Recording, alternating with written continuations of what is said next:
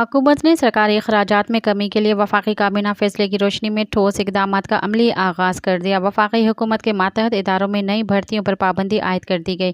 وزارت خزانہ نے حکومتی اخراجات میں کمی کے لیے نوٹیفیکیشن جاری کر دیا۔ نوٹیفیکیشن کے مطابق 1 سال سے زائد عارضی بھرتیوں کے علاوہ کوئی نئی بھرتی نہیں ہوگی۔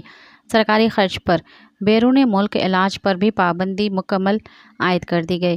حکومتی اخراجات پر بیرونی دوروں پر بھی مکمل پابندی عائد کی گئی۔ نوٹیفیکیشن کے مطابق تمام قسم کی نئی گاڑیوں کی خریداری پر بھی مکمل پابندی عائد کر دی گئی۔ ایمبولینسز، طبی امداد اور تعلیمی اداروں کے لیے بسوں کی خریداری پر استثناء ہوگا۔ ہر قسم کے نئی مشینری اور آلات کی خریداری پر بھی پابندی عائد ہوگی۔ ہسپتالوں، لیبارٹریز، زراعت، اسکولوں کے لیے مشینری کی خریداری ہو سکے گی۔